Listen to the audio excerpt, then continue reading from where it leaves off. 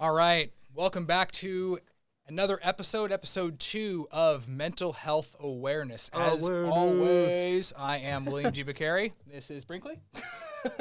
Hello. Hello. Hello. Brinkley is the All of Us Studios mascot.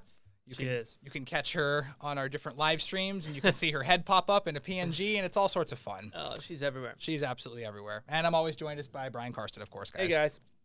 Nice to see you. Yeah, exactly. So we're going to keep on the same kind of pace here as we did last week. Sorry for the audio issues last week. Apparently we always have audio issues. So whatever it is, we'll try to always make it right for you guys. So should be better today. Yeah, should be better today, hopefully. It was just quiet. It was just super quiet. It's all good. Yeah. You got it now. Exactly. So we're rocking and rolling today. We got everything going. I had my second official week of school under the belt, so Two in. Only about a million more to go, so here we go. But hopefully not a million. That's a million. An absurd amount. Not a million. But we're going to take you through the same format kind of as we did last week. I'm going to go ahead and read my discussion post on the specific bullet points that were addressed for me this week, and so we're going to go through that discussion. I'm going to read through the discussion post, and I'm also going to go through a scholarly article that is titled Best Practices and Considerations for Effective Service Provision via Remote Technology. Now, the fancy title for that is really just teleconsultation. What that means is teleconsultation. Basically kind of like what Brian and I do here as far as we just broadcast to you guys. And so where I ultimately see mental health counseling going and counseling in general is the ability to do that. So people want instant feedback. They want the ability to be able to connect with someone immediately. They don't want to be put on a wait list to go see a mental health counselor. Sometimes, like when I've even gone into therapy as well too, I've sat and I've gone through different lists of therapists to be able to go through and see what their availability is. And you can wait months to be able to see somebody. So I literally just got through this where I signed up to see a psychiatrist, but it was basically a month and a half out to see him, and by the time the appointment came, I was like, I don't think I need to see him. Yeah. So maybe, for anything that's like, where you need them right away, and you need, maybe it's a traumatic experience or loss in the family or whatever it is that's, maybe it's a trigger type mental, not a chronic long-term thing. Right. It's just not going to work because how are you going to see somebody? Right, exactly. You can go to urgent care, but they're not mental health professionals. Right. What are they going to do? They're going to refer you out to a mental health professional. So exactly. Yeah. And so I think there's obviously pros and cons to being able to do teleconsultation the way that we want to be able to do it effectively. You have to rely on the internet, obviously, whether you have a Wi-Fi connection or it's through the satellites and 4 and eventually 5G. Once we can really get our internet foundation, not only just in the United States and Middle America, but then broaden it out internationally to where they do have a stable connection. Different countries, third world countries and stuff like that do have a stable connection. That's going to open up so many doors for different counselors and therapists to be able to really just contact their clients and have a secured connection via like a VPN, for example. That way it's just them on that line. There's no other information shared. And that's one of the things that I'm going to touch on today too as well, is that it's kind of been experimented with, but there's also been backlash where it's like people have been doing it like with Dropbox, like and then they'll do Skype, and Zoom, it's like, well, these are all publicly traded companies at this point, which means all of that information is accessible. Yeah. And especially if you're having like a private consultation, that's not so good. Nah. So a couple therapists have gotten in trouble for that, but I won't touch too much on that, but we will definitely bring it up later today. It's really almost impossible to 100% guaranteed secured information in anything. Look at it. What was it last year or the year before that? Equifax got hacked that had everyone's social security numbers, addresses, our entire credit history, everything. Exactly. If they're getting hacked, Facebook's getting hacked, these are huge, huge companies. How is a counselor supposed to truly be able to protect themselves and their clients? At some point, you're signing off a waiver and saying, I'm taking the risk, Exactly. And also, who's diving in to listen to someone's, you'd have to be a super savvy tech guy and also a super huge stalker to even want to like take the time to get into someone else's mental health practice and listen to. What are they gaining from that? I think it's not a matter of listening to the information. I think it's a matter of taking whatever information that the platform has already on file for them. So like Skype, for example, then they could pull up all of their Skype information, whatever and whatnot, yada, yada. I think it's not a matter of like the actual interaction. Yeah, I think it's a matter of the information that the client has on the platform. I got you. But in that case, it's not the counselor situation. It falls back onto Skype. Then, Correct. Right? Correct, right. So exactly. So yeah. So I think as a general rule, I think the internet thing sounds like a barrier, especially for middle America or third world countries or places that don't have a secure internet connection like that. Just for professionalism standpoint, if you're cutting in and out, it's hard to get into a good flow with a client. Right. But as far as security issues, I mean, I guess unless it was some big time CEO or president seeing a therapist or something, but that's going to be so secure. They're going to have those people come to them. Right. You know, it's not going to be a matter of we got to drive the CEO, we got to drive Bezos, or his therapist is across the world or whatever, and we got to call him up right now. It's like, we're just going to fly that guy to Bezos. Right. Exactly. So anybody who's got that much power, or anybody who they need to know that much about their information, I don't know. Yeah, I feel like they can just drop in the hat, for those guys. One would assume. I don't know. I'm full blown assuming, but what's he saying? It's sounding fine now. I think so. Perfect. We got a little Brinkley smile face, so I think we're doing okay then. I think we're good. All right, excellent. So like I said, we're going to kick us off here with my discussion post that I went and wrote up earlier this week, and then we're going to touch on the article, pull some highlighted information, and then have a discussion like we did last time. Let's do it. So Mom is texting me. Hi, Mom. Love you. Weather chick. That's right. What up? All right. So history of the counseling profession. History of foundation of specific events. The beginning of the counseling profession stems from so many different events in history. Many different professional counseling organizations struggled to reach a unified decision on the definition of counseling. In a vision for the future of counseling, the 2020 Principles for Unifying and Strengthening the Profession, Kaplan and Gladding determined a set of principles that not only brings the entire profession together, but moves the profession forward into the future. 24 of 29 delegates finally agreed on a unified definition for counseling profession. And that's by Kaplan, Treveis, and Gladding from 2014.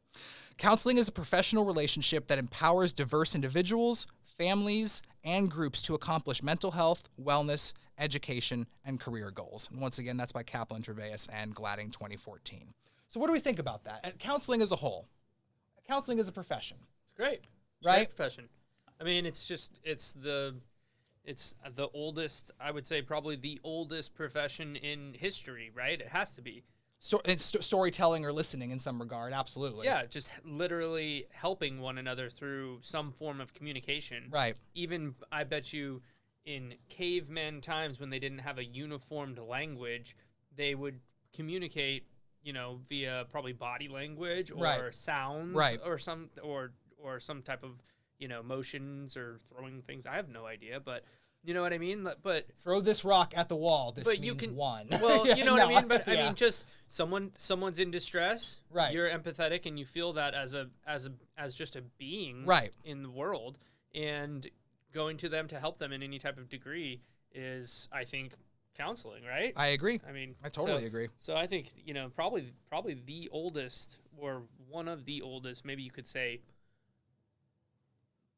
hunting might be the oldest, because that probably happened intrinsically without thought. Right. So before, I suppose, us as an organism had evolved to the point of having an emotional consciousness, we probably still hunted food just out of necessity. Yeah, natural instinct, obviously. So maybe you could say that, but I guess I would imagine as soon as tribe type emotional consciousness had occurred, then I think that this profession was probably born. Right, exactly. And so what we're going to jump into now is some specific influential development events, and so these are going to have some timestamps as well here too. So Jane Addams in 1889 opened the Hull House in Chicago, a social service facility to help the poor, and started the beginning of the social movement. Adams' ideas and philosophies inspired and influenced the social justice movement, which evolved into the counseling profession 100 years later. So she was what basically. Year was this? So this is in 1889. Oh, okay. Yeah. So this was like documented like a licensed business then. Correct. Sometime Correct. with some type of like state or government agency. Yes, exactly. Gotcha. So there was a purpose. They had people inside of this establishment for a unified purpose, and she was the one who started it. Gotcha. Yeah. And who was she? Jane Addams. Yeah. It like I said, she basically just says that she opened the Whole House in Chicago, and she. But we don't know who she was. No. Jane Addams. Jane Addams. That's worth a Google search. Let's look her up. She seems pretty critical to the whole situation. I'll keep moving forward. You can do that. In 1899, Sigmund Freud published The Interpretation of Dreams and is known for creating a personality theory involving the id, the ego, and the superego. Is it the Whole House? The Whole House, yes. Okay, perfect. Carl Jung, who was a contemporary of Freud, is well known for concepts of extroversion, introversion, archetypes, and the collective unconscious. You guys may know who Carl Jung is. And Is Carl Jung he was the iceberg theory guy, right? yep, and we're going to go ahead and talk about the Myers-Briggs type indicator, or MBTI, was conceived based on Jung's theory of personality, which is pretty cool. Yeah, we have an entire podcast about that. If you guys want to check that out, we can send that over to you. Yes, we do. If yes, you're we do. interested, it was cool stuff, man. All right, and last but certainly not least, staying kind of in the 1900s here, not going any further, Ivan Pavlov's experiments on salivating dogs led to the behavioral theory of class and conditioning. So if you guys have ever heard, if you've taken, even just a very bare bones psychology class in high school, we definitely talk about behavioral theory and classic conditioning through Pavlov. So do you remember that back in Anusa days? Oh, yeah, for Yeah? sure. Oh, yeah. Gotcha. She was a Nobel Peace Prize winner, co-winner in 1931. 1931. Wow. Yeah. Served as the first female president of the National Conference of Social Work and Yep. established the National Federation of Settlements and served as the president of Women's International League for Peace and Freedom. So pretty cool chick. Dang. Sounds like she made some huge strides in not just counseling, but in women's rights and Right. yeah. Whew. This could be there's got to be a book on this woman that's Oh, yeah. worth a read, I would imagine, right? Oh, I would 100% agree. Mhm. Of course. Yeah. All right, so now we're going That's to... quite the resume. Yeah, just very impressive, right? So good on you, Jane. Good on you. Mhm. All right, so... Well, you're awesome, by the way. Yeah, you It's are. okay to be emotional, and I have not met you in person, but I feel like everything that any type of discussion that we've had and just communicating with you, I don't find you socially awkward in the least. Just so you know. But Not even in the slightest bit. someone else may. Everybody's got their own little, But that's on them. their own kink. Exactly. All right, and so we're going to analyze the evolution of key philosophies here. So about 2,000 years ago, Greek philosopher Aristotle, you may have heard of him, began writing about the human wellness in the 5th century BC. And that's from Myers and Sweeney in 2008. Aristotle's goal at the time was to offer scientific explanation for health and illness and to define a model of good health in which one seeks nothing in excess. Myers Sweeney, 2008. According to the Wellness Counseling, the evidence base for practice, professional counselors promote wellness, a positive state of well-being through wellness-enhancing interventions. Once again, Myers and Sweeney, 2008. The Wheel of Wellness, a theoretical model, and the indivisible self are evidence-based models of wellness, are both wellness-oriented models used in optimizing human growth and development. So basically, ever since, like Brian was saying, we were able to have a collective conscious, we started talking about that. We started talking about what it means to be emotionally and physically healthy, what it means to understand how to kind of interpret our thoughts and then relay them out in a collective way. And the nice thing about me kind of studying this right now is I look back at something like this, and I've only been in this program for 2 weeks now, but my suspicions on what I thought counseling was and now kind of seeing it like unfold before me, even in these 2 weeks, is that, man, counseling has an identity crisis. Yeah. 100%. And I'm like, and like, I hesitate to say it because I'm still very new and I'm still like feeling everything out. But it seems that, like, because we talked about last week where those group of 30 organizations got together to define what counseling is. Yeah.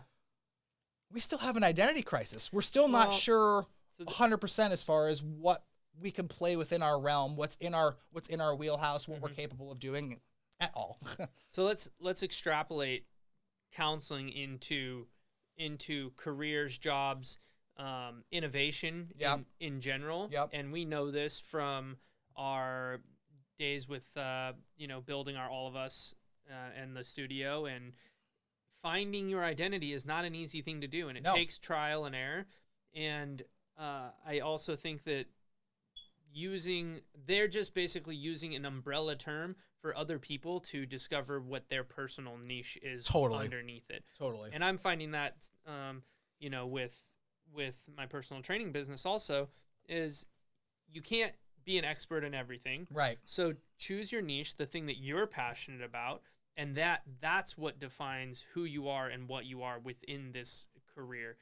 Because personal trainer is an umbrella term. Someone could be a corrective exercise specialist. Someone could be a rehab specialist. Right. Someone could be a cardiac rehab specialist. Someone could be an athletic trainer or athletic performance specialist. Someone could just work with geriatric clients. Someone could just work with autoimmune disease clients. Right. Like cancer rehabilitation. Like all of these things fall within the umbrella, and it's very different than like a factory worker or a retail job, right? Sure. Where you come in, you have a task, you have a hierarchy structure, and these are the things that you need to accomplish for XYZ to occur, and you don't really get the ability to decide your role. Right? It's not an umbrella system where you're saying, today I'm going to work on specializing in being this, and that's what's going to drive my career to be. Well, I mean, I suppose you could be the sock expert guy. Sure. But if you could solidify an identity within the confines. Yeah, within the confines, but also you can't, if you're working at a general retail store, be the sock guy, because your job is to be the everything in the store guy. Exactly. Right? Exactly. So you don't get that freedom. Totally. Where some jobs, especially if you're creating your own job, creating a new business, innovating a new idea, you have to drive that road, and you have to create that path. Yep. It's not something that's set in stone. I think counseling as an umbrella term has many roads, and you can choose one of those roads and say, I want to be better in psychoanalysis, or I want to be better in hypnotherapy, or whatever. I don't know if that falls within the umbrella, but you know what I'm talking about. No, I'm with you. You probably have a better list than I do of those, but there's a few avenues that you can choose, and then off those avenues are more branches, and it becomes kind of tree-like, or,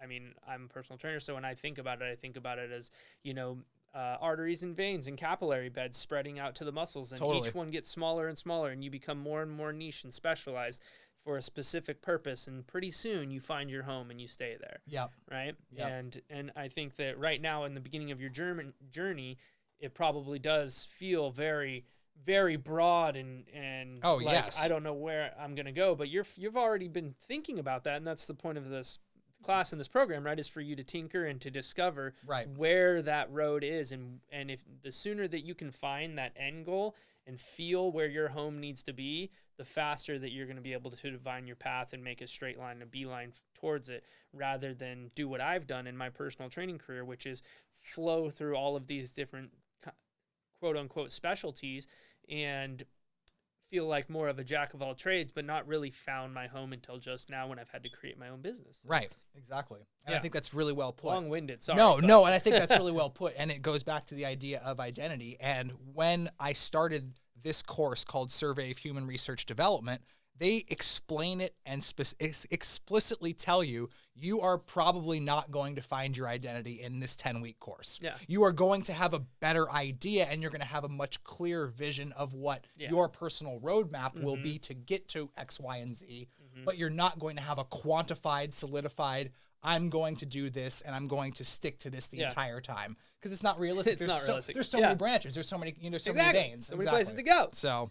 Yeah, this reminds me of when I first got to Oregon State and took a career development course, because I didn't know what major I wanted to have, and it was the same type of thing. We did the Myers-Briggs. We did a whole bunch of IQ tests, a bunch of different things to try to figure out where your niche is, and I scored basically pretty much even on all fronts. And they were like, well, just pick something. Yeah. Or like, you didn't score like massive in one category or horrible in any category. Right. So it wasn't like I could like write anything off and say, I'm just going to write art off and just go into science, or I'm just going to write science off and just go into liberal arts, or, right. you know, just go into psychology, like something, you know. Yeah, unfortunately, I was fairly even. So hopefully you'll get a clearer picture. I hope than so. I got, and you'll at least get a lean towards something by the end of this 10 weeks. That's my hope as well too. Yeah. So good luck with that. Thank you. Yeah, it's actually one of the things. I mean, I don't fear many things, but it's one of those things where it's definitely in the back of your mind where you're sitting there thinking, it's like, well, I kind of want to help everyone and do everything, but that's not realistic. Yeah, and so, it's not your job, man. No, exactly. It's That's not your job. Exactly. And so I have to put that and compartmentalize that and put that in my back pocket for a later day. But with this being said, you know, there's definitely still, I haven't figured it out in 2 weeks. I mean, who's gonna, you know what I mean? That's a totally different skill set then too, also, because somebody who is a counselor is probably gonna be like, I know you obviously very, very well, and is gonna be more of an empathetic, caring type of person, where somebody who wants to put it in a strange way, take over the world, you know, wants to make that type of global change. Sure. They're probably going to be a lot more defined and hard, because they're going to have to make cuts in their life, cutting people in, cutting people out, whatever's going to be the most efficient pathway to get to the point where they can make global change. Exactly. Like this, was it Jane Addams? Yes. Like Jane Addams.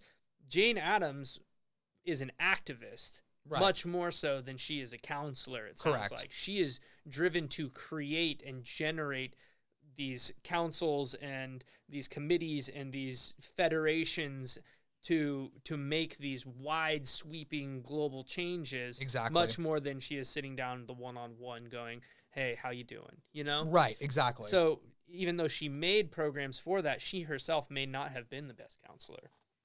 Maybe not. We don't know. We don't know. She's exactly. Rest in peace. Yeah. All right, so we're going to go to some contributed historical events here.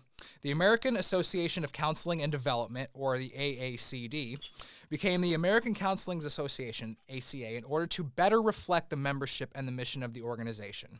In 2005, the first professional identity initiative, including ACA divisions and regions, came together, like we were saying last week, came together for the initiation of 2020, a vision for the future of counseling, as a co-sponsor project between the ACA and the American Association of State Counseling Boards. By 2011, the 2020, A Vision for the Future of Counseling, received 31 professional organizations and reached a consensus on the definition of counseling, like we were saying last week. And the definition as follows. They conceived 31? Yeah. Interesting, right? That's a lot. That's a lot. They just popped out 31 kids at once? No. So that's 31 different organizations that came under the umbrella of a unified definition. These were pre-established organizations. Yes, these I thought they were just saying, no. we created 31, and these 31 shall decide. Exactly, and it's funny because I take it straight from the source material, and I saw Conceive too, and I was like, so they created 31 organizations? No, these organizations already existed, and they went out and they told them what they were doing, and then they jumped on board. Collected, yeah, which makes way more sense. Yeah, exactly. Conceived sounds like we're making up the facts here. Right, exactly. We created this organization. And this organization has value. Yeah. And this organization... And they stand behind us. They are the gold standard, and they say that we wrote... Right. Yeah. It's like Wells Fargo creating fake bank accounts to pad their fucking, Jesus, Wells Fargo. God, what a shitstorm that was, huh? Oh, man. All right, and Moving on. Sorry, cut you off. No, you're good. Counseling is a professional relationship that empowers diverse individuals, families, and groups to accomplish mental health, wellness, education, and career goals. Very good. Good stuff. So that was my... Education? Yeah. Huh. Yep. How? When I think of counseling, I mean, I like a school counselor, I guess. Right. But I don't think of it as, I mean... I don't know. It doesn't... I guess it is education, but it's just not traditional education, because it feels like it's more like guidance rather than like I'm going therapy. Then I'm going to teach you facts. Right. You know, when I think of education, I think of like learn a math problem or like learn a language. But like when it comes to life skills type stuff, it doesn't feel as much like learning common sense feels like parenting, which I guess is teaching, but you're still educating in a sense. Yeah. But it just feels like it's in like its own camp from like traditional, I guess not curriculum education. Right. Is very different than counseling or it's more parenting. Right. It's more, it's like, I suppose, I wonder what, my mind's just blasting all over the place. Right No, now. you're good. But you're I wonder good. how many people, or what the percentage difference is of people that get counseling based off of if they had a solid nuclear family, you know, like if they had a broken home or foster or, you know, something like that. I wonder what's the percentage difference of people that end up in counseling and or therapy or whatever. What do you think? Versus not. Yeah. Do you think it's just equal? Do you think that? Let me make sure I had the criteria. Yeah. So you're saying, what is the differentiation between families with, like, let's say a solid quote unquote family structure? Well, just like. Now, is that like single parent and dual parent, or is that just like no? Just had parents that did not separate. Okay. Grew up with both parents. Okay, grew up with both parents versus biological parents. Either a single parent living with relatives or a foster home. Yeah. Okay.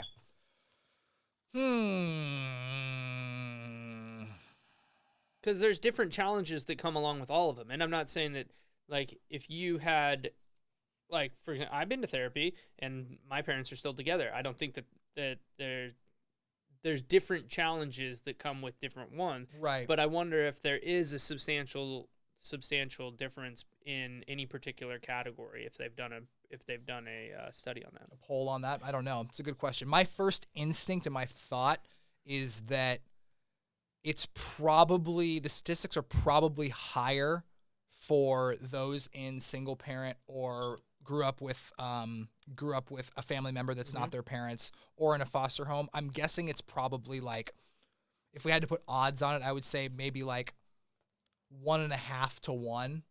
Not much difference, but like slightly different. You know what I mean? So that was my initial inclination as well. However, I feel like to some degree you have to be,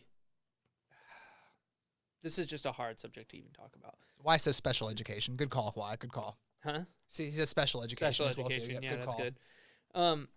I feel like you have to have enough support to try to lead you to proper support. Sure. You know? Sure. And I have experience with people who didn't have support as children, and they are often more overly confident and bold and broad, like strong in their beliefs, because they're standing alone, Right. you know? And so for them to go get help is a lot harder. It's more trivial for them. And they don't seek it out because they're fighting for their life against the world. Right. A lot more so than someone who is like, I have these problems and I have had people to talk it out with before. Sure. And so, and they might say, okay, you should go. They might prompt you to go get therapy. Right. But you have to have, I mean, it's, I think, a lot more difficult than just you on your own going, I have a problem and I need help and I have health insurance and I'm going to seek this out and I'm going to go get this and this is going to be a good thing for me. Yep.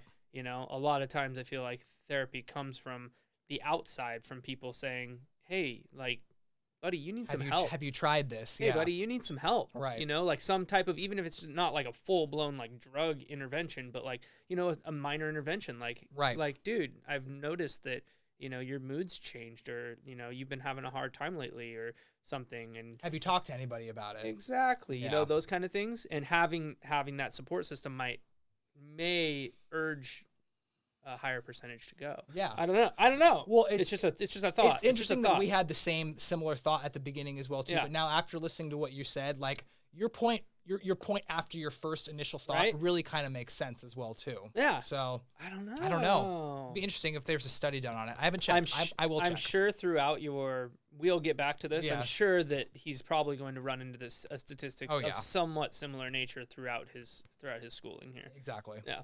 So we're going to transition to the final part of our discussion today. We're going to be talking about teleconsultation, which is kind of right up my alley because, as you know, Brian and I started in the digital media production area. Yeah. And so, obviously, with our live streaming on Twitch, with the different VODs that we would put out on YouTube, we kind of started a foundation not only for all of us, but then for Brian's business and then my eventual business as well, too. So I'm going to read from Best Practices and Considerations for Effective Service Provision via Remote Technology.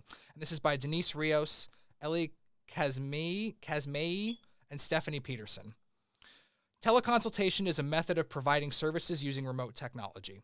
In rural areas, it can be the solution to close the gap in service provision.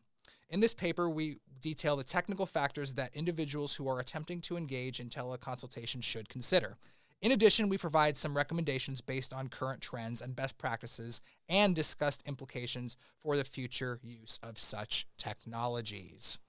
All right, let's go ahead and jump into it right here real quick. Okay. The shortage of most credentialed professionals in human care services is exacerbated in geographically isolated areas. That's from the World Health Organization in 2011. Who? World Health Organization. Who? The World Health Who? Where distance introduces various challenges in providing appropriate clinical services to families in need. And so some of these barriers, obviously, barriers such as travel, time, and costs, and all of these things are all going to play into whether I can sit down with you one-on-one. Hey, I'm practicing out of Oregon, but you live in Florida. Well, you're not going to fly to Oregon, or I'm not going to, I mean, maybe I will fly to Florida. Maybe you'll fly me to Florida. But the point is that becomes very expensive very quickly. Mar-a-Lago. Jesus. Yeah. No, I will not be flying to Mar-a-Lago.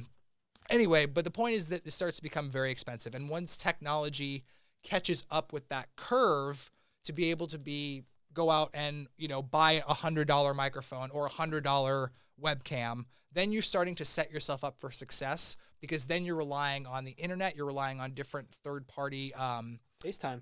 Exactly. You're relying on different third-party apps to be able to do that for you. So what do we think about this? What do we think about from where we are today? Let's call it the brick and mortar age of Brick and mortar. of counseling. Yo, brick and mortar age. Brick and mortar age of counseling. Okay.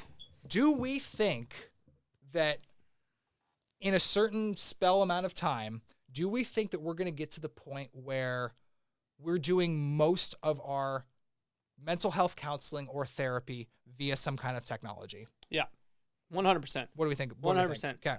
This just takes me directly to a little story about one time I had to get my junk looked at by a doctor, and the specialist that they sent me to was in Bridgeport. Okay. Are you okay? Is your junk Yeah, okay? I'm good. Okay. Minor surgery, I was fine. Okay. Anyways, Oh boy. drove out there. Okay. There was traffic. The only time he could get me in was, I don't know, it was like a 4 o'clock. There was some traffic getting out there. It took me about 45, 50 minutes to get out to this guy. Yep. The guy booked me for a 15-minute appointment. Okay. And So look at your junk. yeah. So bang, go, get in there. Pants come down, looks at the junk. Okay. Boom. Refers me to someone else. 15 minutes. Refers me to someone else. I'm like, okay, no, this is like 30 seconds in though. Okay. Okay.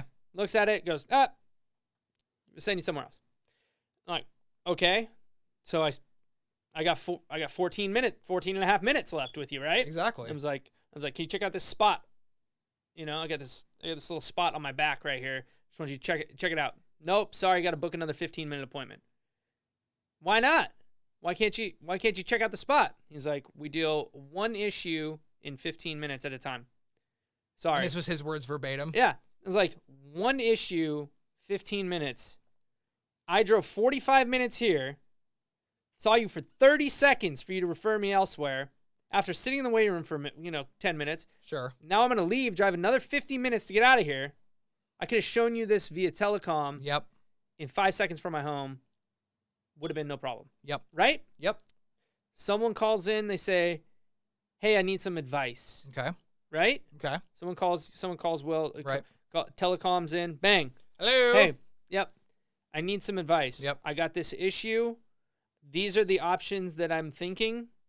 What do you think? You say, well, this option, might have this type of outcome. This one might have this type of outcome. This one might have this type of outcome. Yep. I'm a counselor. I'm not going to give you direct advice and tell you what to do, but I can help you break these things down so you can make the correct decision. Right.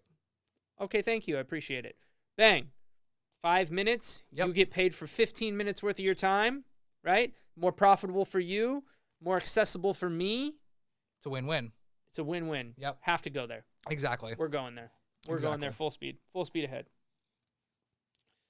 That's my thought. Your thought. You got to give your thought. You give your thought. My thought is that it's going to take us, we're going to get there. We're genuinely going to get there. It's going to take us a lot longer than I think both counselors and therapists and even clients want for it to take, because number one, we have to worry about private information. And it goes into this article a little bit deeper as far as what's known as VPNs, which is virtual private network. And you guys who are savvy about the internet or do any sort of technology understand what that means. So you have to have a secure VPN. It has to be, no matter what, especially because you're sharing information, not only just as far as your emotional, mental health and stuff like that, but all of your information, like as far as your address, your phone number, all of the credentials. I mean, I'm not sure how much like your social security number might be on there. Who knows? So all of that has to be completely secure. And so that's step one. Step two is being able to have an internet connection anywhere in the globe. I'm talking, it's got to be at least 5G. That way we can go ahead and make secure, not only secure, but even like, what's the word I'm looking for? Like bandwidth proper connections to where if I'm sitting here like this and that's crazy. You're not catching the emotion on the person's face. You're not understanding really what's coming out of their mouth because everything is so choppy. The frame rate might be dropped. You might have things that, you might have audio issues. But what I'm saying is that it has to be almost seamless to the point of global acceptance. And I think that's a long ways away, but I think we're inching towards that slowly. That's my thought on it. I disagree because of the fact that I think that in history, right, things will advance in tight-knit, nowadays urban areas, right, where you can get a lot of people in really close proximity, all working together on the same thing, right? Or even now, so experts can work on telecom conferences. You can get the best minds talking together all at once. But in areas that don't have that,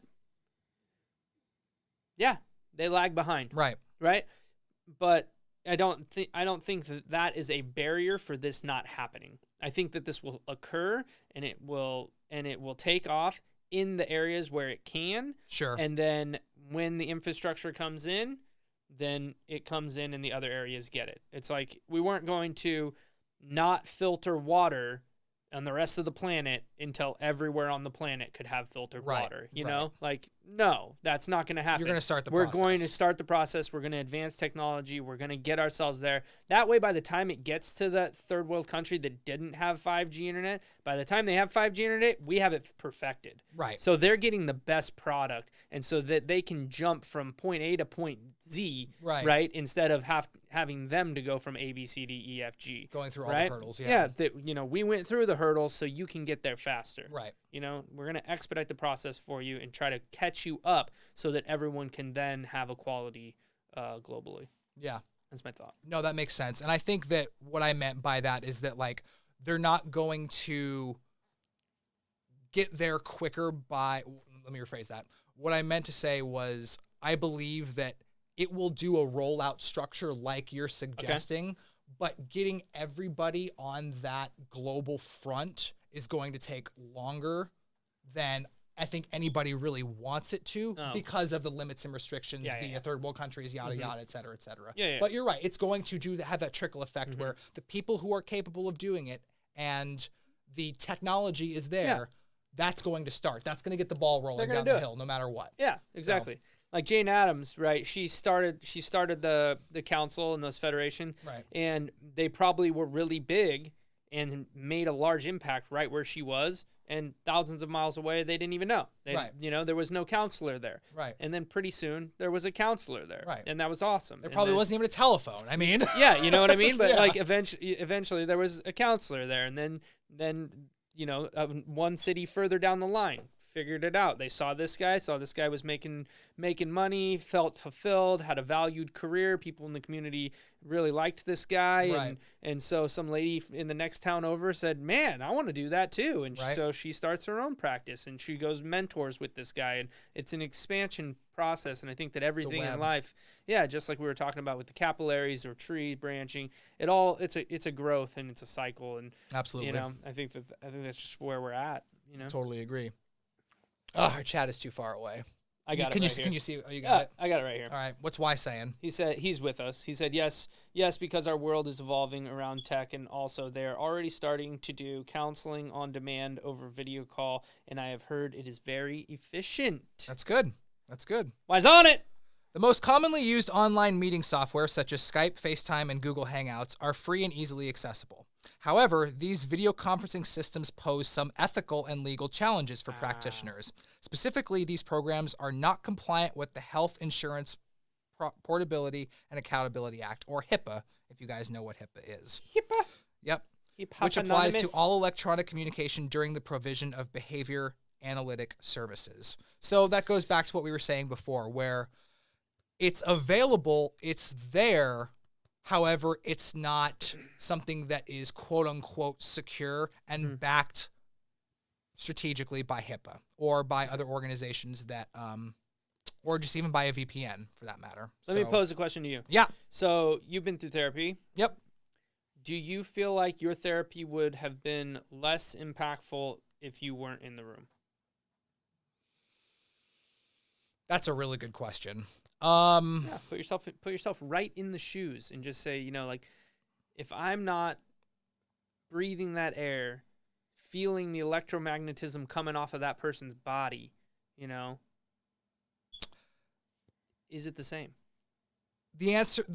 For me, the answer is no. It's not the same. I think being in the same physical presence or same physical state as the other person who is counseling or helping you or listening to what you are telling them has a couple rungs higher as far as the effectiveness overall, just because you're in that same domain with the person. I think being able to see the person, react to them, having them physically be there is huge. How much of that, though, can we actually package into a box and put into communicating through a smartphone or an iPad or whatever the case may be? VR. Exactly, or virtual reality. So if you're able to, let's just throw all the cards on the table here. Throw them on the table, baby. Ha! You could put on a VR headset because we like gaming. You Uh-huh. could literally put on a headset and be in the space and have the experience with the person in front of you. I think that's one substantial step higher than having like a FaceTime conversation for a consultation. And they have the smell pods. Oh shoot, that's right. Right? So you could literally, I think even just mentioning that, Just pop the doctor's office one up there. yeah, exactly. Like, or just just have, you know, the therapist, part of their routine is, hey, like, you know, do you smell the peppermint or whatever? Right. And so they're like, okay, we're smelling the same thing, we're seeing the same thing, like as much of that, like having some music or something, Right. like putting on the space, Yes. you know, Creating the environment. creating the environment. Yes, Yes, yes. exactly. Ready Player One. Exactly. Ready Player One. Yep, exactly. But I'm with you. I'm yeah. 100% with you. Yeah, what do you think? You didn't get a chance to chime in as I'm far as 100% with being you. there. Yeah. I think that I would agree on most accounts. My therapist that I had was very dry, though. Okay. Extremely dry. Okay. And I think that what he offered me could have been done on telecom. I think it's probably counselor dependent. People that are, you know, are physical and create a presence and give up a vibe and talk with tone and Yes. inflection and, you know, Inflection. that like you Oh, yeah. feel those people. Right. You know what I Right. mean? You feel them. You do. And then, but somebody else who's like, yes, and go on. Yes, that's something that I've dealt with before. I think that we can work on it with something like this. Have you tried this type of strategy? Do you think it's a matter of intensity? see what I Do you think it's a mean? matter of intensity, though? I think it's just a personality Okay, trait. I think okay. it's really a personality thing. Like some people, they can just walk in the room and you just feel better because they just bring a presence. They bring an Sure. emotion. They bring a positivity to the space and they fill it. And then there's other people that just listen.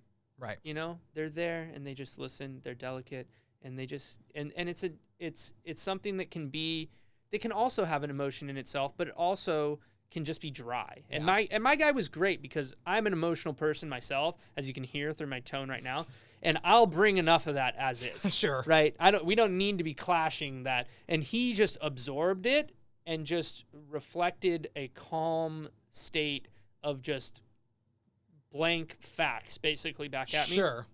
Which is exactly what I needed. And maybe he changes. Maybe he's adaptable. Maybe yeah, he maybe adapts. he's a chameleon. I don't know. And maybe he has to be. Really didn't seem like it. But Yeah, that's a fair. but that's fair point. but there's potential there. But so I think for depending on the counselor, Yeah. some will probably be very successful and some will probably feel very unfulfilled. Right. Right? Right. Like I feel like if I was a counselor and I feel like you're a pretty emotional feeling type guy. Totally. I feel like you wouldn't get the same fulfillment in your job if you weren't there with the person looking them in the eye. Right. You know? Having my own practice, brick and mortar. You know? Yeah. And so maybe there's a balance there where you do, like with my business right now, do some personal training in person and some online.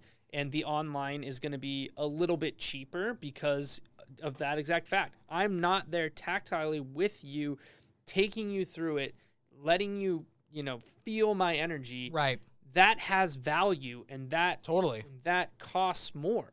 Yeah. Like, it costs more for people I had a commute to the location and all that. Right. It cost me to do that. Right. And that's all relative. Yeah. You know what I mean? That all plays a part in it. Yeah. So maybe you have an hour, maybe back it up back-to-back hours where you do an hour in person, then you do an hour of 15-minute calls. Yep. And then an hour in person and you go and you work it back and forth and you can be like, I helped 30 people today, because you got some volume in there through your telecom business, but I also really changed 4 people's lives today. Right. Those 4 people that I saw in person. Like I changed their life today. I didn't just help them with a decision. I changed their life today. Yeah. And so then you get that balance of fulfillment and volume, which is also fulfillment, but just in a different light. Totally. So I don't know, man. I think that it's gonna only